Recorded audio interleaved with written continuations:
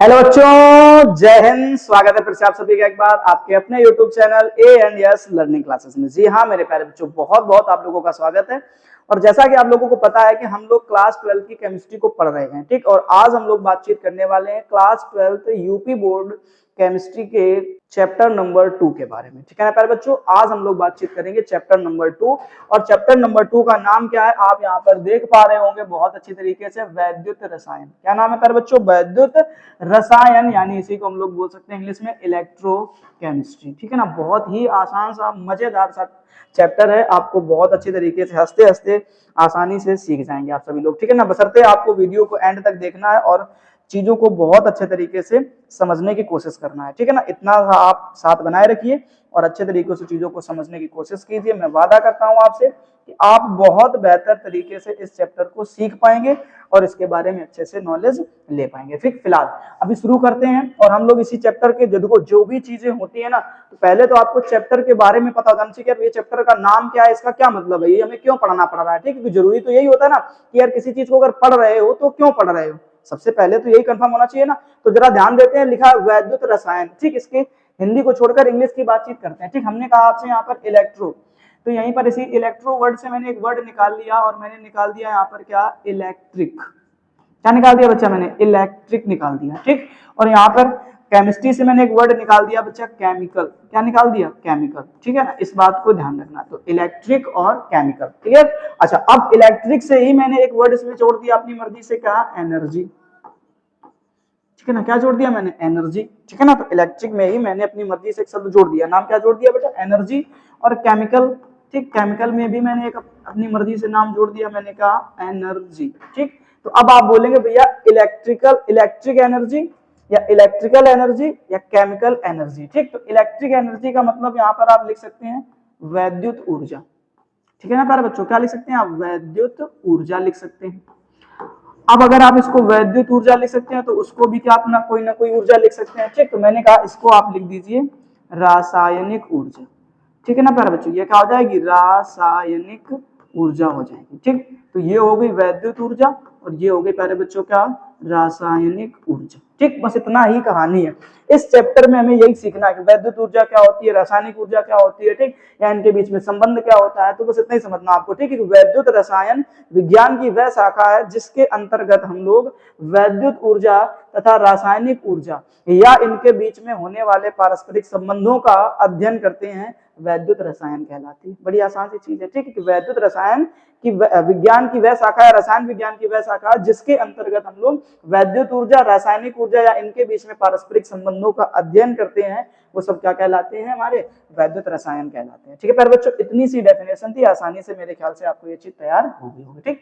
अब आगे हम लोग बातचीत करते हैं कि इसी रासायनिक दृष्टि से जो पदार्थ हैं वो कितने प्रकार के होते हैं। तो आप यहाँ पर देख पा रहे होंगे कि रासायनिक दृष्टि से जो पदार्थ हैं वो दो प्रकार के हैं। एक लिखा मैंने वैद्युत अपघट्ट, दूसरा लिखा मैंने वैद्युत अनपघट्ट। एक बार जरा इनकी डेफिनेशन के ऊपर फोकस कर लेते। बहुत बार आपसे एग्जांपल बन चुके हैं कि निम्नलिखित में से बहुविकल्पी क्वेश्चन बनता है बच्चों, ये ध्यान रखना कि निम्नलिखित में से कौन वैद्युत अपघट्ट है, या लिख देगा निम्नलिखित में से कौन वैद्युत अपघट्ट नहीं है ना। ऐसे क्वेश्चन आपको देखने को मिलेंगे एग्जाम में। तो पहले समझ लो वैद्युत अपघट्ट किसे कहते हैं और वैद्युत अनपघट्ट किसे कहते हैं, फिर आगे कहानी समझते हैं।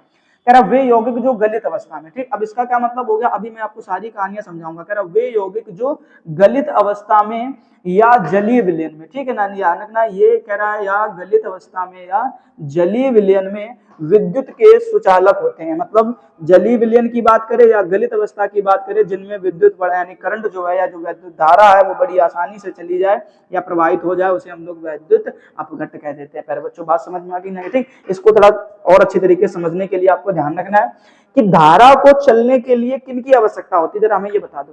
धारा जैसे चलती है, जैसे मान लो यहाँ पर भी ये, ठीक, पंखा रखा हुआ है या ये बोर्ड चल रहा है, तो बोर्ड में डायरेक्ट करंट तो आ नहीं रहा है, ठीक, किसी न किसी के माध्यम से आ रहा है। तो इसमें से मैंने एक वायर लगा रखा है, ठीक। अब इस बोर्ड में जो करंट आ रहा है इस वायर के माध्यम से, तो ये वायर में जो, ठीक है ना, मतलब वायर से करंट कैसे इसमें आ रहा है, कौन है जो वायर से करंट को लेकर के आ रहा है, जरा सोच करके बताइए हमें, ठीक है। तो आपको एक बात अच्छी तरीके से ध्यान रखना है कि दो तरीके से कहानियां चलती हैं धारा को चलाने के लिए। कितने तरीके से? दो तरीके से, ठीक। अगर धारा जो है ना वो दो तरीके से चलती है।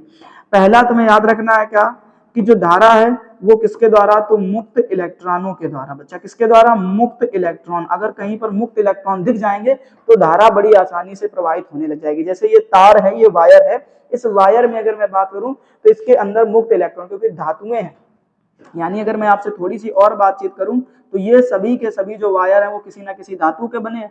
धातु भी मान लो कैसी होती है, सॉलिड होती है, ठोस होती है, ठीक। ऐसा थोड़ी देर के लिए समझ के चलते हैं। तो अगर ये धातु के बने हैं तो धातु के अंदर क्या पाए जाते हैं प्यारे बच्चों, इलेक्ट्रॉन पाए जाते हैं। जो भी जितनी भी धातुएं हैं उन सबके अंदर क्या पाए जाते हैं, इलेक्ट्रॉन पाए जाते हैं, ठीक। ये बात हमेशा याद करके रखिएगा, ठीक। अच्छा, अगर इलेक्ट्रॉन पाए जाते हैं तो बोले धातुओं में तो धारा इलेक्ट्रॉन से चलेगी, कोई दिक्कत नहीं है। लेकिन बोला भैया क्या कि जो मान लो जली विलयन हो जाए, जैसे मान लो पानी हो गया, तो पानी में करंट चलता है, आपने महसूस करा होगा कभी ना कभी, ठीक। अच्छा, पानी में करंट में चलता है तो इस चीज को जरा सोचो कि पानी में करंट चलाने के लिए कौन होगा, क्योंकि वहां पर तो इलेक्ट्रॉन होंगे नहीं। इलेक्ट्रॉन सिर्फ और सिर्फ धातुओं में पाए जाते हैं। धातुएं कैसी होती है, सॉलिड होती है, ठीक। यानी आप बोल सकते हो मोटा मोटी कि इलेक्ट्रॉन जो है वो कहां पर पाए जाते हैं, तो बोलो भैया सॉलिड में पाए जाते हैं, ठीक। लेकिन अगर बातचीत हो जाए किसकी, पानी की, बेटा किसकी हो जाए, पानी की, तो जरा ये सोच करके बताओ, अगर पानी की बातचीत कर रहा तो पानी में तो कोई मुक्त इलेक्ट्रॉन नहीं मिलेंगे, फिर उसमें धारा कौन चलाएगा। तो तुम बोलोगे भैया दूसरी जो कहानी धारा की है वो होती है प्यारे बच्चों आयन के द्वारा। किसके द्वारा होती है, आयन के द्वारा, ठीक। ये बात ध्यान रखना। अब आयन कभी धनायन भी देखने को मिलेगा, कभी ऋणायन भी देखने को मिलेगा, ठीक। और ये आयन आपको कभी धातुओं में नहीं मिलेंगे, धातुओं में कभी आयन नहीं मिलेंगे। जब ये बदल जाएंगे किसमें, जली विलयन में या गलित अवस्था में। देखो ध्यान से, यहाँ पर साफ साफ लिख दिया मैंने, गलित अवस्था में या जली विलयन में, ठीक। जब कोई धातु को अगर तुम जली विलयन में या गलित अवस्था में मिलाना चाहते हैं, यानी उसके इलेक्ट्रॉन जब छोड़ करके चले जाएंगे तभी वो उसके पास में आयन देखने को मिलेंगे, फिर वो धनायन हो या ऋणायन हो। समझ में आगे कहानी कहेंगे, ठीक।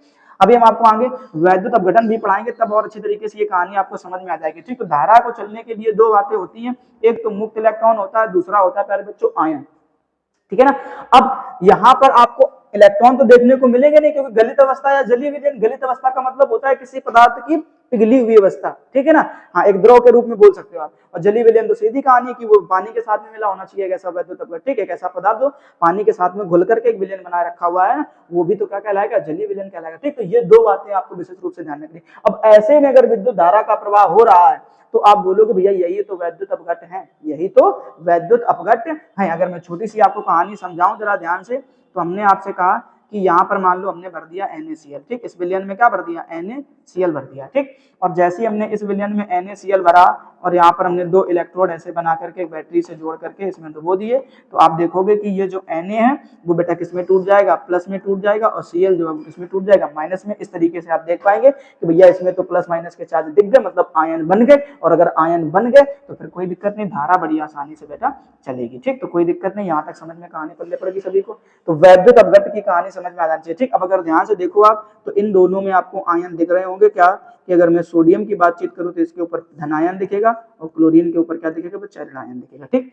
फिर मैंने वही कहानी इन दोनों के साथ में अपनाई, तो मैंने कहा हाइड्रोजन के ऊपर धनायन दिखेगा, क्लोरीन के ऊपर ऋणायन दिखेगा। क्लियर है कि नहीं, क्लोरीन के ऊपर क्या दिखेगा प्यारे बच्चों, ऋणायन दिखेगा, ठीक। ऐसे लिख दो, क्लोरीन क्लोरीन, क्लोरीन बोले तो Cl, ठीक। अब इस क्लोरीन के ऊपर ऋणायन दिखेगा। मैंने कहा यही कहानी इन दोनों के बीच में अपना लो, तो आप देखोगे के ऊपर तो धनायन दिखेगा, लेकिन फिर से वही कहानी Cl के ऊपर ऋणायन दिखेगा, ठीक। फिर मैंने कहा यही कहानी आप इन दोनों के साथ में अपना लो, तो आप देखोगे भैया कि जो अमोनियम है इसके ऊपर तो धनायन दिखेगा, लेकिन जो OH है हाइड्रोक्साइड है इसके ऊपर क्या दिखेगा बच्चा, ऋणायन दिखेगा, ठीक। तो ये थी कहानी बेटा वैद्युत अपघट्ट की, जहां पर आपको प्लस माइनस के चार्ज दिख जाए जलीय विलयन में या गलित अवस्था में, समझ लेना वहां पर धारा का प्रवाह धड़ाधड़ होगा, ठीक है ना, रुकने वाली नहीं है। तो ये जानना, ऐसे पदार्थों को हम लोग क्या कह देते हैं बच्चा, वैद्युत अपघट्ट कह देते हैं। इतनी चीज क्लियर होगी। फिर उसके बाद कह रहा वैद्युत अनअपघट्ट, क्या कह रहा बच्चा, वैद्युत अनअपघट्ट। तो क्या बोलोगे, वे यौगिक जो गलित अवस्था में, ध्यान रखना बच्चा, फिर उसकी भी सेम डेफिनेशन है, कह रहा वे यौगिक जो गलित अवस्था में या जलीय विलयन में, ठीक है, ध्यान रखना, गलित अवस्था में या जलीय विलयन में विद्युत के अचालक होते हैं, जिनमें करंट का प्रवाह नहीं होता है। मतलब इसको तुम भले ही घोल दो, ठीक है, जैसे चीनी हो, यहाँ पर ये क्या लिखा, ग्लूकोज का फॉर्मूला लिखा, किसका फॉर्मूला लिखा बच्चा, ये जो फॉर्मूला है ये किसका हो गया, ग्लूकोज का हो गया, ओके, ठीक। ये ग्लूकोज का फॉर्मूला हो गया। ये तुम्हारा हो गया बेटा किसका, यूरिया का हो गया, किसका हो गया, यूरिया का। ये किसका हो गया, तो बोलोगे ये चीनी यानी शुगर का हो गया, ठीक। इस तरीके से ध्यान रखना। उसके बाद में ये हो गया बच्चा किसका, क्लोरोफार्म का। तो ये सारी कहानी है, ठीक है ना। तो इनमें अगर आप ध्यान से देखेंगे तो भैया इनमें कहीं से प्लस माइनस के साथ नहीं दिखेंगे आपको, जहां जहां आपको ये कार्बन की शक्ल दिख जाए, ये बात समझ लो, जहां जहां आपको ये कार्बन की शक्ल दिख जाए, एक बात मोटा मोटी मान करके चलना कि वो कभी भी धनायन या ऋणायन में टूटने वाला नहीं है। ठीक, ध्यान से देख लो, इसमें भी दिख रहा। तो जो भैया जलीय विलयन में या गलित अवस्था में आयन ही नहीं बनाएगा तो धारा क्यों चलेगी उसमें? सोच करके देखो, ऊपर वाले में आयन बन रहे थे, देखो ध्यान से, सब में आयन बने हैं। ठीक, अब अगर आयन बने तो धारा चलेगी, कोई दिक्कत नहीं है। ठीक, लेकिन अगर आयन ही नहीं बनेगी तो धारा क्या चलेगी, बताइए आप जरा। ये बात तो लॉजिक लगाइए ना कि भैया जब धारा मतलब जब आयन ही नहीं बनने, क्योंकि देखो धारा को चलाने के लिए दो बातें हैं, एक तो इलेक्ट्रॉन, दूसरा आयन। इलेक्ट्रॉन पाए जाते हैं सॉलिड में, तो गलित अवस्था जलीय विलयन में तो थोड़ी ना इलेक्ट्रॉन पाए जाएंगे, उसमें तो केवल और केवल क्या पाया जाएगा, आयन पाए जाएंगे। ठीक, और जब आयन ही नहीं बन रहे हैं तो क्या आप बोल सकते हो कि धारा चलेगी क्या? कभी भी चलने वाली नहीं है। ठीक है, तो ऐसे पदार्थों को बेटा बोल देते हैं हम लोग क्या, वैद्युत अनअपघट्य। बात समझ में आया कि नहीं आया? ठीक है, तो मेरे ख्याल से आपको ये वाली स्लाइड की पूरी कहानी अच्छी तरीके से क्लियर हो गई होगी। ठीक है ना बच्चा, फटाफट से इसका स्क्रीनशॉट ले लो, फिर हम लोग आगे की कहानी को समझते हैं और देखते हैं क्या क्या है। चलिए ठीक, अब हम लोग देखते हैं बच्चा क्या नेक्स्ट। अब नेक्स्ट स्लाइड में लिखा कि वैद्युत अपघट्य भी दो प्रकार के होते हैं, बात को समझना ध्यान से बेटा। ठीक है ना, कह रहे वैद्युत अपघट्य भी कितने प्रकार के होते हैं, दो प्रकार के। ठीक, जैसे मैंने कहा आपसे, क्या जरा इस चीज को समझ लो कि दो प्रकार के होते हैं। तो कह रहा है एक होता है प्रबल वैद्युत अपघट्य। बच्चा क्या होता है, प्रबल वैद्युत अपघट्य, और एक होता है दुर्बल वैद्युत अपघट्य। बोले प्रबल का क्या कहानी है, दुर्बल की क्या कहानी? बड़ी आसान सी कहानी, क्या कि वे वैद्युत अपघट्य जो विलयन में पूर्णतया आयनों में विरोध है, जो मतलब 100% टूट करके क्या बन जाए, आयन में बदल जाए। जैसे मैंने अभी कहा आपसे एग्जांपल लिखा NaCl। ठीक, चलो हमने कहा भैया क्या कि हमारे पास में 100 नहीं, चलो 10 मान लेते हैं। हमने कहा 10, हमारे पास में 10 ग्राम NaCl, कितना है, 10 ग्राम NaCl है। ठीक, और इसको जैसे ही बच्चा हमने किसमें मिलाया, मान लो पानी में घोला। ठीक, तो पानी में घोलते ही आपको 5 ग्राम के क्या मिल जाए, सोडियम के आयन मिल जाए। बच्चा किसके मिल जाए, सोडियम के आयन मिल जाए। और 5 ग्राम के ही अगर आपको किसके मिल जाए, क्लोरीन के आयन मिल जाए, तो आप समझ लेना कि भैया ये 100% वियोजित हो गए, पूर्णतया वियोजित हो गए। और जो पूर्णतया वियोजित हो जाता है उसे ही हम लोग कहते हैं बच्चा क्या, प्रबल वैद्युत अपघट्य। क्या बोल देते हैं, प्रबल वैद्युत अपघट्य बोल देते हैं। इतनी सी बात बताओ जरा, समझ में आई कि नहीं सभी लोगों को? ठीक, अगर ये कहानी पल्ले पड़ गई तो और अच्छी तरीके से आपको दुर्बल की कहानी समझ में आ जाएगी। जैसे मैंने कहा आपसे, इसका एक एग्जांपल समझ लो बेटा, अमोनियम हाइड्रोक्साइड। अब फिर से मैंने आपसे कहा क्या कि यहाँ पर हमारे पास में मान लो 10 ग्राम किसके मॉलिक्यूल है, अमोनियम हाइड्रोक्साइड के हैं। बच्चा किसके मॉलिक्यूल है, अमोनियम हाइड्रोक्साइड के। जैसे ही आपने इसको पानी के अंदर डाला, पानी के अंदर डालते ही आपने देखा कि भैया 4 ग्राम जो है ना, वो तो हमें किसका मिल गया, अमोनियम का आयन मिल गया। ठीक है, NH का 4+ मिल गया प्लस।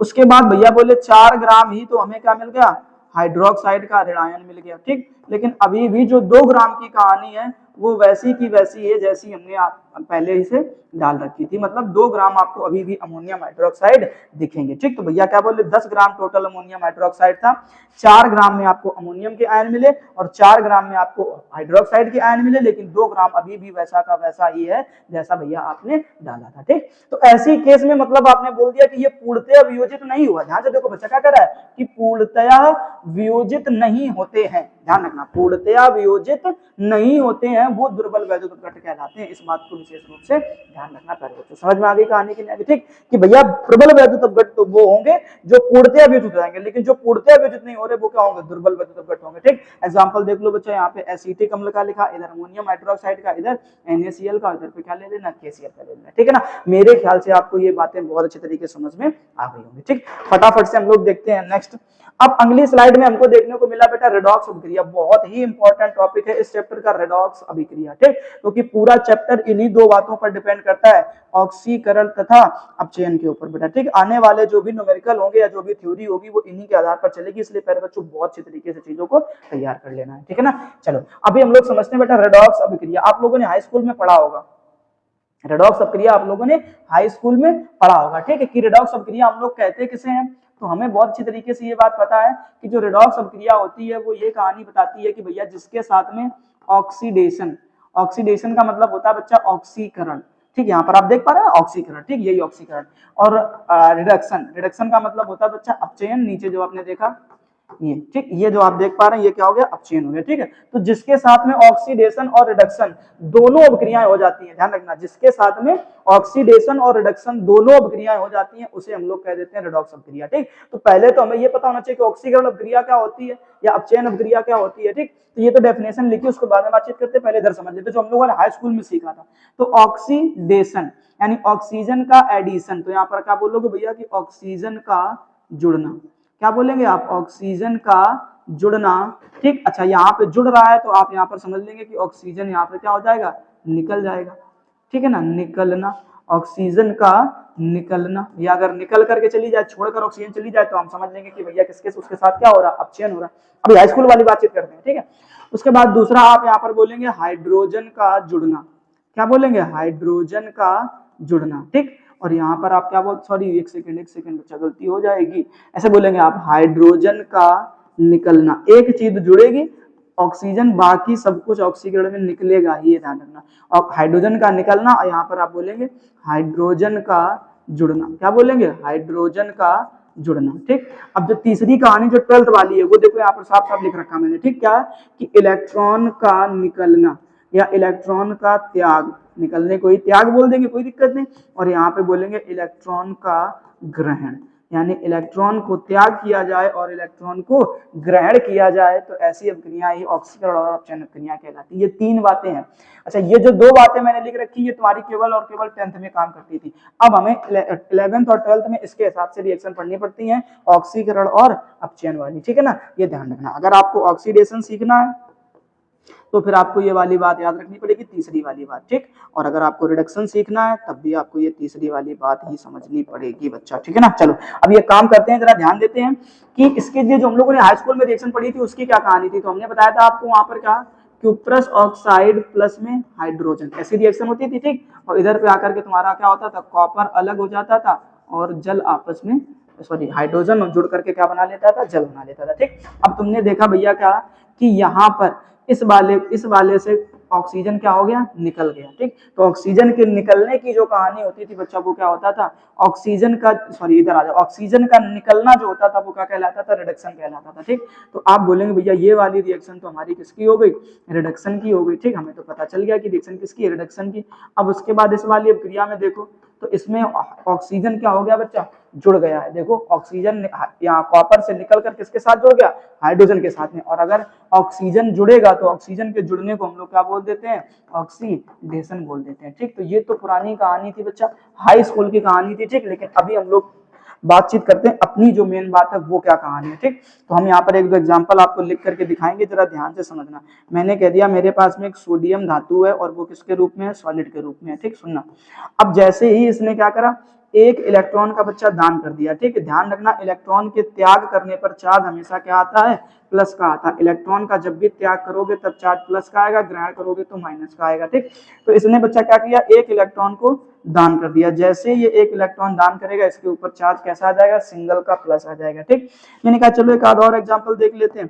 और अगले वाले एग्जाम्पल में हमने कहा आपसे कि हमारे पास में, चलो मान लो कॉपर का सॉलिड है, किसका है, कॉपर का सॉलिड फॉर्म है, ठीक। अब इस कॉपर ने भी कितने, 2 इलेक्ट्रॉन क्या कर दिए, दान कर दिए, ठीक। तो अब आप देखेंगे कि कॉपर के ऊपर जो है ना वो डबल का प्लस चार्ज देखने को मिलेगा। कितना देखने को मिलेगा, डबल का प्लस चार्ज देखने को मिलेगा, ठीक। फिर हमने कहा एक आध और लिख लेते हैं एग्जांपल के रूप में। जैसे हमने कह दिया आपसे कि चलो जिंक लिख लेते हैं, किसको लिख लेते हैं, जिंक को, ठीक। अब जिंक जैसे हमारे पास में सॉलिड है, ये किसने कितने, 2 इलेक्ट्रॉन मान लो दान कर दिए। जिंक ने कितने, 2 इलेक्ट्रॉन मान लो दान कर दिए। जैसे ये 2 इलेक्ट्रॉन दान करेगा तो जिंक के ऊपर बच्चा कितना, प्लस का 2 चार्ज आ जाएगा, ठीक। ये है कहानी पूरी। अगला एग्जांपल एक और देख लेते हैं। मैंने कहा बच्चा एल्यूमिनियम ले लो, एल्यूमिनियम सॉलिड के रूप में था, ठीक। अब इसने कितने, 3 इलेक्ट्रॉन मान लो क्या कर दिए, दान कर दिए। तो इस एल्यूमिनियम के ऊपर बच्चा कैसा चार्ज आ जाएगा, 3 का प्लस चार्ज आ जाएगा। कितना आ जाएगा, 3 का प्लस चार्ज आ जाएगा, ठीक। तो अब तो ये तो सॉलिड है, लेकिन जिसके ऊपर आयन होता है, जिसके ऊपर क्या होता है, आयन होता है, वो बेटा बन जाता है एक्वस फॉर्म में। किसमें बदल जाता है, एक्वस फॉर्म में बदल जाता है। एक्वस फॉर्म का मतलब होता है बेटा जलीय विलयन, ठीक। तो हम लोग इसके ब्रैकेट में क्या बना सकते हैं, AQ बना सकते हैं। यहाँ पर हम लोग क्या कर सकते हैं, AQ बना सकते हैं, ठीक है ना। इस चीज को ध्यान रखना, ये एक्वस फॉर्म में बदल जाते हैं। तो इधर भी तुम कर सकते हो AQ, ठीक है, एक्वस फॉर्म में ऐसे AQ। कहानी पल्ले पड़ी कि नहीं पड़ी, ठीक। तो यहाँ पर तो इलेक्ट्रॉन दान कर दिए, तो अभिक्रिया कौन सी हो गई, ऑक्सीकरण की अभिक्रिया हो गई, ठीक। लेकिन क्या हो जब इलेक्ट्रॉन ग्रहण हो जाए, तो जरा ध्यान से देखो, इन्हीं एग्जाम्पल को जस्ट उल्टा कर देते हैं। हमने कहा सोडियम के ऊपर चार्ज मान लो कैसा था, सिंगल का प्लस था, और ये किस रूप में था, एक्वस के फॉर्म में था। अब इसने कहीं से एक इलेक्ट्रॉन क्या कर लिया बच्चा, ग्रहण कर लिया। जैसे ही ये एक इलेक्ट्रॉन ग्रहण करेगा, देखोगे कि तुम सोडियम जो है ये क्या हो जाएगा, सॉलिड में बदल जाएगा। इसका जो प्लस वाला चार्ज है वो इस माइनस से खत्म और किसमें चेंज हो जाएगा, सॉलिड में, ठीक। फिर हमने कहा अगला एग्जांपल, जैसे हमारे पास में कॉपर का लिखा है, तो मान लो कॉपर के ऊपर प्लस का 2 चार्ज था और ये किसके रूप में, एक्वस के रूप में था। इसने कहीं से 2 इलेक्ट्रॉन ग्रहण कर लिए, अब ये तुरंत जाकर के कॉपर का क्या बन जाएगा, सॉलिड वाला फॉर्म बन जाएगा, ठीक। तो यही तो कहानी समझनी है कि भैया अगर इलेक्ट्रॉन दान कर रहे हो तो क्या बन जाएगा, ऑक्सीकरण अभिक्रिया बन जाएगी, और इलेक्ट्रॉन ग्रहण कर रहे हो तो कौन सी अभिक्रिया, अपचयन अभिक्रिया बन जाएगी, ठीक। इतनी सी बातें बच्चों आपको समझनी है ध्यान से। अब रेडॉक्स अभिक्रिया की कोई डेफिनेशन पूछ देता तो क्या बोलोगे कि वह अभिक्रिया जिसमें ऑक्सीकरण तथा अपचयन दोनों अभिक्रियाएं एक साथ होती है उसे हम लोग कहते हैं रेडॉक्स अभिक्रिया। क्या कहते हैं बच्चा, रेडॉक्स अभिक्रिया कहते हैं। फटाफट से स्क्रीनशॉट लो, फिर आगे कहानी समझते हैं। चलिए अब हम लोग देखते हैं बच्चा आगे की तरफ की कहानी को, ठीक। आगे की कहानी क्या है जरा देखते हैं। इलेक्ट्रोड, अब आपको इलेक्ट्रोड की कहानी समझनी है, क्योंकि जरूरी चीजें हैं, ठीक। एकदम बहुत इंपॉर्टेंट चैप्टर है और हर एक जरूरी चीज को बेहतर तरीके से समझना है कि इलेक्ट्रोड की क्या कहानी है, क्योंकि आगे वाले क्वेश्चन जो है ना इलेक्ट्रोड से बनेंगे। इलेक्ट्रोड किसे कहते हैं, तो कह रहा जब किसी धातु की छड़ को, मान लो हमारे पास में कोई धातु की छड़ है, तो कह रहा जब किसी धातु की छड़ को इलेक्ट्रोड बनाते हैं, मान लो कोई धातु की छड़ है, हमने कहा चलो हमारे पास में ये एक ले लिया, ठीक। और हमने कहा ये हमारे पास में एक धातु है, इस धातु का नाम है जिंक, ठीक। ये इसको, और एक हमने कहा चलो मान लो एक और ले लेते हैं, ठीक। हमने कहा ये हमारे पास में एक धातु है, ये इसको हमने क्या मान लिया, कॉपर। तो हमारे पास में ये 2 धातु की छड़ें हैं, इसकी है धातु की छड़ें। अब इन्हें हमें क्या बनाना, इलेक्ट्रोड बनाना। तो क्या कह रहा है, तो उसे उसी धातु के लवण विलयन में, ठीक। तो हमने क्या बोला कि भैया जिस चीज की हमें इलेक्ट्रोड बनानी है उसे उसी धातु के लवण विलयन में क्या कर देना होता है, डुबो देना होता है, ठीक। उसे उसी धातु के लवण विलयन में, जैसे हमने कहा चलो इसमें एक विलयन भर देते हैं, ये भर दिया, ठीक। अब ये विलयन भर दिया, हमने कहा अब इस मान लो छड़ किसकी बनानी है तुम्हें, तो बोले भैया पहले जिंक की बनाएंगे, ठीक है। तो ये विलयन आपको किसका लेना पड़ेगा बच्चा, जिंक सल्फेट का लेना पड़ेगा। ये आप मान करके चलो, विलयन आपको किसका लेना पड़ेगा, जिंक सल्फेट का विलयन लेना पड़ेगा। ये बात आप मान करके चलो बिल्कुल, ठीक। अब जिंक का विलयन लिया तो अब आपने जिंक की छड़ को इसी में डुबो दिया। अब जिंक की छड़ को डुबोने के लिए आपको यहाँ पर जिंक की छड़ बनानी पड़ेगी, चलो हम बना देते हैं ऐसे, ठीक है ना। तो हमने कहा ये आपने क्या किया, एक जिंक की छड़ बना दी, ठीक। इसको ऐसे, ये हमारे पास में क्या थी, एक जिंक की छड़ थी और उसको हमने इसके ही विलयन में क्या कर दिया, डुबो दिया, ठीक। इतनी सी कहानी पल्ले पड़ गई। अब मान लो हमें बनानी है कॉपर की, किसकी बनानी है, कॉपर की बनानी है, ठीक। तो हमें क्या करना पड़ेगा, इस बार जो विलयन लेना पड़ेगा वो किसका लेना पड़ेगा, इस बार हम लोग विलयन लेंगे किसका, कॉपर का। बोले कोई दिक्कत नहीं, ले लो, क्या ही दिक्कत है ना। तो इस बार हमने विलयन ले लिया मान लो कॉपर सल्फेट का, ठीक। अब अगर कॉपर का विलयन लोगे आप तो जरा ध्यान से देखो, कॉपर का विलयन लोगे तो आपको इसको कॉपर सल्फेट के विलयन में ही डुबोना पड़ेगा। तो देखो ध्यान से, बस इतनी सी कहानी थी बेटा, ठीक है। कि जब हम लोग किसी भी धातु की छड़ को इलेक्ट्रोड बनाते हैं तो उसे उसी धातु के लवण विलयन, जैसे जिंक की छड़ बनानी तो जिंक सल्फेट का विलयन, कॉपर की छड़ बनानी तो कॉपर सल्फेट का विलयन। समझ में आया कि नहीं आया, ठीक है। तो ये ध्यान रखना इस तरीके से। तो कह रहा है क्या, उसे उसी धातु के लवण विलयन में डुबो देते हैं, जिससे धातु की छड़ पर धनावेश या ऋणावेश आ जाएगा, ठीक। जैसे ये धातु की छड़ है, या तो इसके ऊपर चार्ज आपको कैसा देखने को मिलेगा, प्लस का, और या तो इसके ऊपर चार्ज आपको कैसा देखने को मिलेगा, माइनस का। समझ में बता कि ठीक है। तो कह रहा धातु की छड़ पर धनावेश या ऋणावेश आ जाता है तथा विलयन में समान मात्रा में विपरीत आवेश। जैसे मान लो धातु की छड़ धनावेशित है तो विलयन में क्या हो जाएगा, ऋणावेश आ जाएगा, समान मात्रा में आएगा। और अगर मान लो ऋणावेशित है तो विलयन कैसा हो जाएगा, धनावेशित हो जाएगा, ठीक। इतनी सी कहानी समझनी है आपको बच्चों, ठीक है।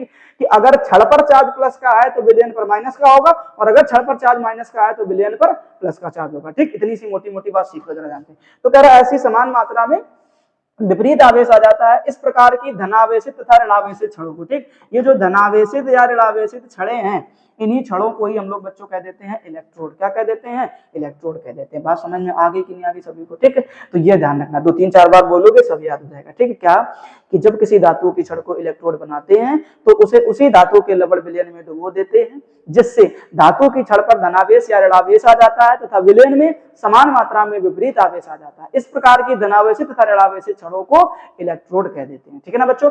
अब ये जो इलेक्ट्रोड हैं ये दो प्रकार के होते हैं। कितने प्रकार के होते हैं? दो प्रकार के। तो ये ध्यान रखना, इलेक्ट्रोड दो प्रकार के होते हैं। बोले कौन कौन से होते हैं? तो बोलोगे भैया एक इलेक्ट्रोड का नाम जो है वो क्या है? एनोड है, और दूसरे इलेक्ट्रोड का जो नाम है वो क्या है? कैथोड है। ठीक। अब एनोड किसे कहते हैं, कैथोड किसे कहते हैं? तो अभी हमने थोड़ी देर पहले आपको बताया कि जिस इलेक्ट्रोड पर, यानी ये दोनों इलेक्ट्रोड हैं, जिस इलेक्ट्रोड पर अभिक्रिया बच्चा किसकी होगी? ऑक्सीकरण की अभिक्रिया होगी, उसे ही हम लोग क्या बोलेंगे? एनोड बोलेंगे। और जिस इलेक्ट्रोड पर अभिक्रिया बच्चा किसकी होगी? अपचयन की अभिक्रिया होगी, उसे हम लोग क्या बोलेंगे? कैथोड बोलेंगे। ये छोटी छोटी बातें हैं, अच्छी तरीके से ध्यान रखना। ठीक है ना। चलो फटाफट से स्क्रीनशॉट लो इसका भी, फिर हम लोग आगे बातचीत करते हैं। चलिए ठीक, अब हम लोग देख लेते हैं आगे। अब आगे की क्या कहानी है जरा ध्यान से देखिएगा। ठीक, कह रहा सेल। अब हमें इनको क्या पढ़ना है? सेल को पढ़ना है। ठीक, तो सेल क्या होती है जरा समझना। तो कह रहा सेल एक वैद्युत रासायनिक युक्ति है। जो सेल है वो एक वैद्युत रासायनिक युक्ति है जिसके द्वारा वैद्युत ऊर्जा को रासायनिक ऊर्जा में तथा रासायनिक ऊर्जा को वैद्युत ऊर्जा में बदलना पड़ता है। ठीक है, यानी आपको ध्यान रखना है कि भैया जो सेल है इसका एकमात्र इकलौता ऐसा काम है कि ये जो है वो वैद्युत ऊर्जा को रासायनिक ऊर्जा में बदल सकती है। किसको? वैद्युत ऊर्जा को रासायनिक ऊर्जा में बदल सकती है, और रासायनिक ऊर्जा को वैद्युत ऊर्जा में भी बदल सकती है। बात समझ में आ गई? वैद्युत ऊर्जा को रासायनिक ऊर्जा में और रासायनिक ऊर्जा को वैद्युत ऊर्जा में भी बदल सकती है। ठीक, तो बस यही है। ठीक है ना, इतना ही काम आपको करना है। कह रहा जिसके द्वारा रासायनिक ऊर्जा में तथा रासायनिक ऊर्जा को वैद्युत ऊर्जा में परिवर्तित किया जाता है। ठीक, अब कह रहा है यह रेडॉक्स अभिक्रिया पर आधारित है। मतलब जो भी वैद्युत रासायनिक सेल, मतलब जो भी सेल होगी, ये दोनों की दोनों रेडॉक्स अभिक्रिया पर आधारित होती है। मतलब साफ है कि इनके साथ में अपचयन और ऑक्सीकरण दोनों अभिक्रियाएं एक साथ देखने को मिलेंगी। ठीक है ना, इसलिए इन्हें हम लोग रेडॉक्स सेल भी कह देते हैं। ठीक है ना, इन्हीं सेल को ही हम लोग क्या कह देते हैं? रेडॉक्स सेल भी कह देते हैं। ठीक, इनके दो बेहतर एग्जांपल है। पहला एग्जांपल है बच्चा वैद्युत रासायनिक सेल, और दूसरा एग्जांपल है वैद्युत अपघटनी सेल। आपके सिलेबस में दोनों सेलें हैं और दोनों सेलों को बहुत अच्छे तरीके से सीखना पड़ेगा। ठीक, आज फिलहाल हम लोग बातचीत करेंगे केवल और केवल वैद्युत रासायनिक सेल के बारे में। बात समझ में आ गई कहानी? ठीक, चलिए अब हम लोग देखते हैं फटाफट आगे। आज हम लोग केवल और केवल बातचीत करेंगे वैद्युत रासायनिक सेल के बारे में। ठीक, जरा एक बार पढ़ लो कि वैद्युत रासायनिक सेल। आप यहाँ पर फिगर देख पा रहे होगे बहुत अच्छी तरीके से। ठीक है ना, एक बार देख लेते। फिगर बनाना बहुत आसान काम है, पहले मैं आपको यहाँ पर बना के दिखाऊंगा, फिर आपको इसका स्क्रीनशॉट ले लेना पड़ेगा। ठीक, फिलहाल कह रहा वैद्युत रासायनिक सेल। अब ध्यान से देखो बेटा, इसका नाम में ही बहुत कुछ छिपा है, वैद्युत रासायनिक सेल। अब ध्यान से देखो, इस वैद्युत रासायनिक सेल में पहले क्या आ रहा बेटा? वैद्युत शब्द आ रहा, फिर कौन सा शब्द आ रहा? रासायनिक शब्द आ रहा। ठीक है, इसके नाम का जस्ट उल्टा इसका काम है। इसके नाम का जस्ट उल्टा इसका काम है। आप लोगों ने देखा होगा ना, बहुत से ऐसे लोग होते हैं जिनके नाम के विपरीत काम करते हैं। जैसे किसी का नाम मान लो संस्कार रख दिया जाए, संस्कार नाम मात्र के ही नहीं उसके अंदर है। ठीक है ना, किसी का नाम आदर्श रख दिया जाए, ठीक, बात किसी की मानता ही नहीं है वो, है ना। तो ऐसी चीजें ध्यान में रखेंगे। फिलहाल कह रहा वैद्युत रासायनिक सेल वह युक्ति है जिसके द्वारा रासायनिक ऊर्जा को वैद्युत ऊर्जा में परिवर्तित किया जाता है। बच्चा ध्यान रखना है, उसका जस्ट उल्टा है कि रासायनिक ऊर्जा को वैद्युत ऊर्जा में परिवर्तित कर देता है। इस बात को आप ध्यान रखेंगे विशेष रूप से। ठीक है ना, इतना ध्यान रखना। कह रहा इसे वैद्युत रासायनिक सेल, इसे वैद्युत रासायनिक सेल, गैल्वेनिक सेल या वोल्टीज सेल भी कहते हैं। देखो ध्यान से तीन नाम लिखे, वैद्युत रासायनिक सेल, गैल्वेनिक सेल या वोल्टीज सेल भी कहते हैं। ठीक, अब आपको ये सेल बनानी है, जरा ध्यान देना।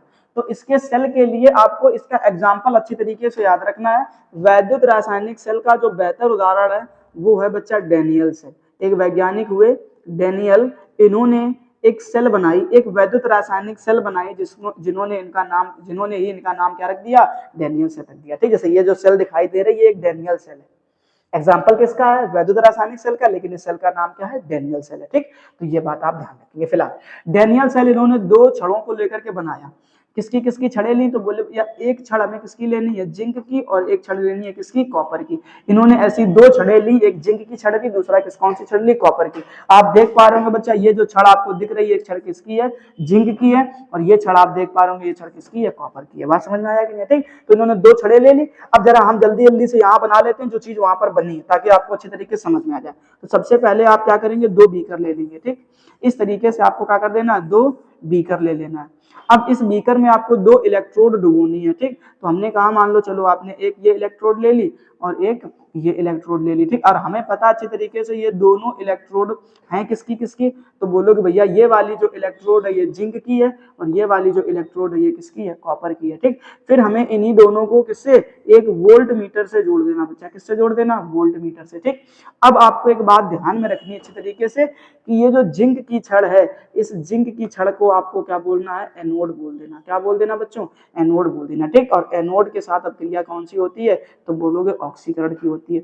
इसको बोल देना है बच्चा क्या, कैथोड बोल देना। क्या बोल देना, कैथोड। और कैथोड के साथ रिएक्शन हमेशा बच्चा ध्यान रखना रिडक्शन की होती है, अपचयन की होती है। ये बात अच्छी तरीके से आप याद कर सकते हैं। कहानी पल्ले पड़ी कि नहीं पड़ी, ठीक। इतना सब कुछ करने के बाद में हमने कहा जिंक की छड़ ली है तो किस विलयन में डुबोनी पड़ेगी, जिंक के सल्फेट वाले विलयन में डुबोनी पड़ेगी। जिंक की छड़ किस में डुबोगे, जिंक सल्फेट में। कॉपर की छड़ ली है, इसको किस में डुबोना पड़ेगा, कॉपर सल्फेट के विलयन में डुबोना पड़ेगा। बात समझ में आ रही, ठीक। ये ध्यान रखना। अब जैसे ही यहां से जिंक के क्या करते हैं, 2 इलेक्ट्रॉन छोड़कर, देखो जिंक हमेशा कितने इलेक्ट्रॉन दान करता है, 2। तो जैसे ही जिंक ने यहां से कितने, 2 इलेक्ट्रॉन दान कराए, ठीक। तो आप बोलेंगे जरा सुनना ध्यान से, जैसे ही जिंक के सॉलिड के रूप में है, अभी देखो ये छड़ किसके रूप में, सॉलिड के रूप में, ठीक। इसने कितने, 2 इलेक्ट्रॉन दान करा दिए। तो आप बोलोगे भैया जिंक के ऊपर चार्ज कितना जाएगा, प्लस का 2, ठीक। अब जैसे ये प्लस का आया, ये बन गया बेटा आयन। आयन कभी भी सॉलिड के रूप में नहीं आता। अब यहां से जिंक का एक टुकड़ा टूटेगा, जिंक 2+ का, और जाकर के इस विलयन में कूद करके, किसके, इस जिंक सल्फेट के विलयन में कूद कर जान देने के बारे में सोचेगा। किसके बारे में, इस जिंक सल्फेट के विलयन में कूद करके जान देने के बारे में सोचेगा। भैया हम जा रहे हैं नीचे जाकर के जान दे देंगे अपनी, क्या दे देंगे, जान दे देंगे ना, तुम्हारे लिए तो अपनी जान दे देंगे, ठीक। क्योंकि इलेक्ट्रॉन उसके साथ छोड़ करके चलेगा, ठीक। अब जैसे ही इलेक्ट्रॉन ने साथ छोड़ा, ये मरने के लिए कूद गया जिंक सल्फेट के विलयन में। लेकिन जैसे ही बच्चा जिंक सल्फेट के विलयन में कूदा, इसने अंदर जाकर के इन दोनों को बीच में बवाल करा दिया। जैसे ही बवाल हुआ तो जिंक सल्फेट अलग अलग हो गए, दोनों जिंक अलग हो गया, सल्फेट अलग हो गया, ठीक। अब ये जो सल्फेट आया था उसने देखा भैया अंदर तो परी मिल गई, हमको जल परी मिल गई ना। कूदा किस लिए था, मरने के लिए, लेकिन अंदर उसे कोई दूसरी जल परी मिल गई। जैसे ही दूसरी जल परी मिली, उसने इस जिंक के सल्फेट के साथ अब क्रिया कर ली। अब ये जिंक बेचारा तनहा अकेला रह गया, न मर सकता है न जी सकता है, ठीक है ना। तो ध्यान रखना बच्चों क्या कि जो ऐसी जगह पे पहुंच जाता है, यहाँ पर न मरने की कहानी है न जीने की कहानी है, ठीक। इस तरीके से अब हम लोग आगे चलते हैं। जैसे ही यहाँ पर अब ये वाला जो कैथोड है, ये इलेक्ट्रॉन क्या कर लेता है बच्चा, ग्रहण कर लेता है। जैसे ही इसने इलेक्ट्रॉन ग्रहण करा तो इस छड़ के ऊपर चार्ज कैसा आ जाएगा, माइनस का आ जाएगा। क्लियर है कि नहीं है, ठीक है। वैसे ध्यान रखना इस वाली छड़ के ऊपर माइनस होता है, इस वाली छड़ के ऊपर प्लस होता है, ये ठीक है ना। ये दोनों एनोड और कैथोड की कहानी है।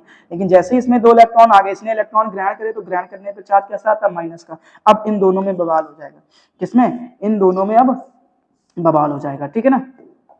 साफ हो जाए बच्चा जल्दी से। कॉपर सल्फेट है ना, यहाँ पे क्या लिखा था तुम्हारा, कॉपर सल्फेट था, ठीक। अब इन दोनों में बवाल हो जाएगा। बवाल क्या हो जाएगा बच्चा, कॉपर टूट जाएगा 2+ में और SO4 टूट जाएगा 2- में, ठीक। झगड़ा कर दिया दोनों में। अब झगड़ा करने के बाद जो ये कॉपर का 2+ है, ये जो कॉपर का 2+ है, ये यहाँ से उठेगा और जाकर के इस छड़ से चिपक जाएगा जाकर के। हम तो जा रहे हैं छोड़ करके तुम्हें, ठीक। अब सल्फेट बेचारा इस विलयन में तनहा अकेला रह जाएगा, ठीक। इस तरीके से इलेक्ट्रॉन जाते हैं तो धारा का प्रवाह होता है। लेकिन एक समय के बाद में ये बैटरी लुल पड़ जाती है कि भैया इलेक्ट्रॉन जाना बंद हो जाते हैं। क्यों, क्योंकि यहाँ पर ऐसे जिंक के 2+ वाले बहुत सारे भरे पड़ जाते हैं। इधर प्लस का चार्ज बढ़ जाता है, इधर सल्फेट वाले 2- के बहुत सारे आयन भर जाते हैं, ठीक है। जब माइनस के बहुत सारे आयन भर जाते हैं तो उस कॉपर को जाने नहीं देते, क्योंकि एनर्जी अब ज्यादा किसकी होगी, माइनस की। कॉपर को पकड़ लेता, नहीं जाने देंगे। यहाँ से कौन था, ये प्लस वाला था, और ये जिंक भी कूद कर कौन सा आ रहा था, प्लस वाला। इस विलयन में भी प्लस का भरा पड़ा है और कूद कर कौन आ रहा, प्लस का। दोनों में एक दूसरे में प्रतिकर्षण होता है, जिंक को आने नहीं देंगे, ठीक। अब जिंक अगर कूद करके इसमें जान नहीं दे सकता है तो वो अपने इलेक्ट्रॉन को साथ में अच्छी सी बातें बना के रखेगा, भैया छोड़ के मत जाओ, मुझे छोड़ करके मत जाओ। जब उसका इलेक्ट्रॉन छोड़कर जाएगा नहीं तो बैटरी लुल्ल पड़ जाएगी, इलेक्ट्रॉन जाएंगे नहीं तो धारा बहेगी नहीं बच्चा, है ना। जब इलेक्ट्रॉन चलते हैं तभी धारा चलती है, इलेक्ट्रॉन नहीं जाएंगे तो फिर धारा नहीं चलेगी। इतनी सारी जब कहानी हो जाती है तब फिर पता चलता है यार क्या इसी दिन के लिए हमने बैटरी बनाई है। डैनियल को गुस्सा आ जाता है। डैनियल फिर जुगाड़ सोचता है। जुगाड़ सोचने के बाद में वो क्या करते हैं कि यहाँ पर एक लवण सेतु का निर्माण कर देते हैं, ठीक। और लवण सेतु में वो एक अक्रिय वैद्युत अपघट्ट भर देते, जैसे मान लो मैंने KCl भर दिया, ठीक। इस विलयन में किस चीज की अधिकता है, प्लस की। तो इसे चाहिए क्या बेटा, माइनस। तो यहाँ से क्लोरीन आता है, कौन आता है बेटा, क्लोरीन आता है, माइनस लेकर के कूद जाता है और ये जो जिंक सल्फेट होता है वो इस क्लोरीन के साथ क्रिया कर लेता है, ठीक है ना। बैलेंस हो गई कहानी इधर प्लस माइनस की। इधर बेटा कौन चीज की मात्रा बढ़ रही थी, माइनस की। तो इधर बेटा कौन आ जाएगा, K का प्लस आएगा। किसका आएगा? K का प्लस वाला आएगा और फिर लगातार इस माइनस वाले को संतुष्ट करेगा करके, सल्फेट वाले को संतुष्ट करेगा, अपना प्रेम देगा, प्यार देगा। तो K और प्लस मिलकर के, K और सल्फेट मिलकर के बना लेते हैं K2SO4। कहानी बैलेंस हो गई। अब लगातार इलेक्ट्रॉन जाते रहेंगे, जिंक टूट टूट कर आते रहेंगे और इस वाले क्लोरीन के साथ अब क्रिया लगातार करते रहेंगे। ठीक, तो ये पूरी कहानी बेटा है जो एनोड और कैथोड के रिएक्शन से चलती है। इस बात को आप ध्यान में रखेंगे। ठीक है ना बच्चा? अब इसको हम लोग साफ कर लेते हैं। ठीक, आप जल्दी से इसका स्क्रीनशॉट ले लो ताकि आपको वहां की कहानी पल्ले पड़ जाए। ठीक है ना? आपने देखा जो भी मैंने यहाँ पर बनाया वही चीज यहाँ पर बनी हुई है। साफ साफ आप ऐसे बना लीजिए। ठीक है, इसको सॉल्ट ब्रिज कहा जाता है। सॉल्ट ब्रिज को हिंदी में कहते हैं बच्चा लवण सेतु। क्या कहते हैं? लवण सेतु कहा जाता है। ठीक, इस तरीके से ध्यान रखना। तो ये आपका एक लवण सेतु है। ठीक है, इस तरीके से इसको याद कर सकते हैं। क्लियर हुआ कि नहीं? क्या लिख रहे हैं यार? सेतु का मतलब क्या होता है? लवण सेतु, है ना? ऐसे ये ध्यान रखना बच्चा। ठीक है, तो बस ऐसे ही बना लीजिए, आप स्क्रीनशॉट ले लीजिए, घर में चित्र बना लेना अच्छी तरीके से। ठीक, फिलहाल अब हम लोग इसकी रिएक्शन सीख लेते हैं बच्चा, है ना? तो सबसे पहले आपको इसकी सीखनी पड़ेगी एनोड की रिएक्शन। किसकी सीखनी पड़ेगी? एनोड रिएक्शन सीखनी पड़ेगी। ठीक, अब हमें पता है बेटा एनोड के साथ में ही अभिक्रिया कौन सी होती है? ऑक्सीडेशन की होती है। जरा देख लो ध्यान से किसके साथ में ऑक्सीडेशन की अभिक्रिया हो रही है। तो आप देख पा रहे होंगे बच्चा, यहाँ पर आप देख रहे हैं एनोड लिखा कि नहीं लिखा? ऑक्सीडेशन अभिक्रिया हो रही है कि नहीं हो रही? ठीक, क्षण का नाम क्या है बेटा? जिंक। तो जिंक के साथ में आप क्या करेंगे? ऑक्सीडेशन की अभिक्रिया कराएंगे। ठीक है ना? तो आप लिखेंगे यहाँ पर क्या कि जिंक, अभी देखो ध्यान से बच्चा, ध्यान से कि जिंक किस रूप में है? सॉलिड के रूप में। ठीक, इसके इलेक्ट्रॉन यहाँ से छोड़ करके चले जाएंगे। तो जैसे ही बेटा 2 इलेक्ट्रॉन छोड़ करके जाएंगे, इस जिंक के ऊपर चार्ज आ जाएगा प्लस का, और यहाँ पर आप क्या लिख देना? ब्रैकेट में AQ लिख देना। ठीक है ना? उसके बाद आगे देखते, चलो बड़ा बड़ा लिख लेते हैं, मजा नहीं आएगा ऐसा, हमको भी नहीं आ रहा, आपको भी नहीं आएगा। ठीक है, चलो क्या करना है बेटा? ठीक है, इसने क्या करिए? अपने 2 इलेक्ट्रॉन यहाँ से आकर के दान कर दिए। ठीक, तो अब आप देखेंगे कि जिंक के ऊपर जो चार्ज है वो कितना आ जाएगा? प्लस का 2 आ जाएगा। ठीक, और इसके ब्रैकेट में आप क्या लिख देना? एक्वस। ये यहाँ से टूट करके तुरंत इस विलयन में कूद कर अपनी जान देने के चक्कर में जाएगा। ठीक, अब ये तो बन गई एनोड की, है ना बच्चा? अब बना लेते हैं किसकी? कैथोड की रिएक्शन। ठीक, अब हमें पता अच्छी तरीके से कि जो कैथोड की रिएक्शन होगी, उस कैथोड की रिएक्शन के साथ में हमें बच्चा कराना पड़ता है रिडक्शन। क्या कराना पड़ता है? रिडक्शन कराना पड़ता है, अपचयन कराना पड़ता है। ठीक है, तो अब आप अपचयन कराएंगे, तो अपचयन जरा देख लो ध्यान से किसके साथ में हो रहा है यहाँ पर? तो बोलोगे भैया ये तो कैथोड की छड़। हाँ, तो बड़ी अच्छी बात है, कैथोड की छड़ है ना? तो अब आप क्या करेंगे यहाँ पर कि रिडक्शन की अभिक्रिया बनाएंगे। ठीक, तो क्या करेंगे आप यहाँ पर कि जो कॉपर है वो किस रूप में मिलेगा आपको? 2 प्लस एक्वस के फॉर्म में मिलेगा। ठीक, कैसे पता चला? देखो ध्यान से कि यहाँ से ही तो कॉपर का ये 2 प्लस वाला, ये देखो ध्यान से, ये कॉपर का 2 प्लस वाला यहाँ से ही तो इस वाली छड़ से चिपकने गया था। जब भी मैंने पूरी कहानी सुनाई वो इसी की तो कहानी थी। तो अब ये कॉपर का 2 प्लस गया और जो इसने 2 इलेक्ट्रॉन दान करे थे वही 2 इलेक्ट्रॉन ग्रहण कर लिए और जाकर के छड़ से चिपक गया। तो चिपक कब जाएगा? जब ये कॉपर का क्या बन जाएगा? सॉलिड बन जाएगा। ठीक, ये ध्यान रखना। तीसरी रिएक्शन आप और एक यहाँ पर समझ लीजिए, जिसको हम लोग कहते हैं सेल रिएक्शन। क्या कहते हैं? सेल रिएक्शन, यानी कि सेल अभिक्रिया। सेल अभिक्रिया। ठीक, सेल अभिक्रिया में जो लेफ्ट में दिखते हैं उनको लेफ्ट में जोड़ देते हैं। तो आपको लेफ्ट में पहले क्या दिख रहा है? जिंक का सॉलिड प्लस, कॉपर का 2 प्लस। ठीक, एक्वस के फॉर्म में। क्लियर है कि नहीं है? एरो लगा दो, इधर आ जाओ। इलेक्ट्रॉन को नहीं लिखते, छोड़ देते, ये ध्यान रखना। ठीक, इधर पे क्या दिख रहा है बच्चा आपको? जिंक का 2 प्लस दिख रहा है। किस रूप में दिख रहा है? बोले भैया एक्वस के रूप में। फिर नीचे आ गया तो कॉपर का क्या दिख रहा है? सॉलिड वाला दिख रहा है। ठीक, ये तीनों रिएक्शन आपको तैयार करनी है अच्छी तरीके से, वैद्युत रासायनिक सेल आपका तैयार हो जाएगा। ठीक है, फटाफट से स्क्रीनशॉट लो, फिर हम लोग इसके आगे की कहानी को समझ लेते हैं जरा ध्यान से। ठीक है, अब हम लोग देखते हैं आगे। आगे हमारे पास में लिखा है बेटा क्या कि अब इसी जो तुम्हारे पास में अभी सेल अभिक्रिया थी, उसी सेल अभिक्रिया को इस तरीके से भी लिखा जा सकता है। ठीक है, यानी जो जिंक था वो किसके साथ में था? तो बोलोगे भैया जिंक सल्फेट के साथ में था, बीच में बना देना सॉल्ट ब्रिज जिसको लवण सेतु कहते हैं। और फिर जो तुम्हारा कॉपर सल्फेट था और वो किसके साथ में था? कॉपर के साथ में था। ठीक है, तो मैंने वही लिख दिया है, कुछ अलग नहीं लिखा गया है, ध्यान रखना। ठीक है ना? तो अब क्या करना है बच्चा कि ये सारी चीजें जब आपको ये समझ में आ गई है ना, तो फिर आगे की कहानी भी अच्छे तरीके से समझ में आएगी। देखो ध्यान से, इस पूर्ण अभिक्रिया को सेल अभिक्रिया कहते हैं। यानी ये जो पूरी अभिक्रिया हो गई ना, इसे क्या कह देते हैं? सेल अभिक्रिया कह देते हैं। सेल में जिस इलेक्ट्रोड पर ऑक्सीकरण होता है उसे एनोड कह देते हैं। जिस भी इलेक्ट्रोड पर क्या हुआ? ऑक्सीकरण हुआ। ठीक है, तो ध्यान से देखो, इस वाले छड़ पर क्या हुआ? ऑक्सीकरण हुआ, इसलिए इसको क्या कह दिया गया? एनोड कह दिया गया। ठीक, आगे देखो जरा ध्यान से, कह रहा है क्या कि जिस इलेक्ट्रोड पर अपचयन होता है उसे कैथोड कह देते हैं। आसान सी चीजें हैं। ठीक, लवण सेतु किसे कहते हैं? ये भी जरा ध्यान से देख लो। ठीक, तो लवण सेतु एक यू आकार की नली होती है। अभी आपने देखा कि कि ये देखो ध्यान से, ये जो लवर सेतु है वो क्या एक यू आकार की नली है, ठीक। तो ये लवर सेतु जो है वो क्या होती है, एक यू आकार की नली होती है जिसमें अक्रिय वैद्युत अपघट, अभी हमने क्या कहा था, आप उसमें NaCl भर सकते हो, KCl भर सकते हो, अमोनियम क्लोराइड भर सकते हो, पोटेशियम सल्फेट भर सकते हो, ठीक। इनकी एगार एगार जेल बनाकर भरते हैं, ठीक है ना। यानी आपको ध्यान रखना, इसमें आपको जो भरना पड़ेगा, देखो यहाँ पर छोटी छोटी चीजें दिख नहीं रही आपको, ठीक, दिखना चाहिए ऐसे कि यहाँ पर जो है ना इनकी जो भरी जाती है, इस जेल का जो नाम है वो होता है बेटा एगार एगार जेल। क्या नाम होता है, एगार एगार जेल, ठीक है। ये जेल बनाकर आप इसमें भरेंगे इस तरीके से, ठीक। तो हमें यहाँ पर जरूरत किस चीज की थी बेटा, माइनस की, तो यहाँ पे आपको लिए कौन आया था, क्लोरीन। इधर जरूरत किस चीज की थी, प्लस की, तो इधर पे कौन आया था बेटा, के का प्लस आया था, पोटेशियम का प्लस आया था। इतनी चीज कंफर्म। आगे देखो, फिर कह रहा है एगार एगार जेल बना करके भरते हैं, ठीक। उसके बाद कह रहा है लवर सेतु के दो प्रमुख कार्य हैं। किसके, लवर सेतु के बच्चा दो प्रमुख कार्य हैं, क्या है, ये पूछ दिया जाता है कि लवर सेतु किसे कहते हैं या इसके प्रमुख कार्य क्या होते हैं। तो आपको ध्यान रखना है, विद्युत परिपथ को पूर्ण करके विद्युत धारा का प्रवाह कराना, ठीक। आपने देखा था कि एक समय के बाद ये बैटरी क्या पड़ गई थी, लुल्ल पड़ गई थी, ठीक, मतलब डिस्चार्ज हो गई थी, ठीक। अब उसके बाद में फिर आपने लवर सेतु लगाया, जैसे ही लवर सेतु लगाया वैसे ये पूरा का पूरा परिपथ क्या हो गया, कंप्लीट हो गया। और जब परिपथ कंप्लीट हो गया तो दोबारा से इलेक्ट्रॉन आने जाने लगे, ठीक। अब जब इलेक्ट्रॉन आने जाने लगेंगी तो धारा भी आसानी से आने जाने लगती है। दूसरा इसका काम है विद्युत उदासीनता को बनाए रखना, ठीक। आपने देखा कि इस वाले विलयन पे जिंक के टूट कर आने से, जिंक के टूट कर आने से इस वाले विलयन में प्लस की मात्रा लगातार क्या होती जा रही थी, बढ़ती जा रही थी, ठीक। किसकी मात्रा, प्लस की मात्रा लगातार बढ़ती जा रही थी, ठीक। और यहाँ पर बेटा इस कॉपर के जाने से सल्फेट के माइनस की मात्रा लगातार बढ़ती जा रही थी, ठीक है ना।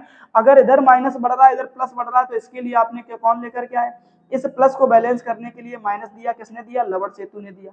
इस माइनस को बैलेंस करने के लिए के का प्लस दिया, किसने दिया, इस लवर सेतु ने दिया। समझ में आ रहा है, ठीक है।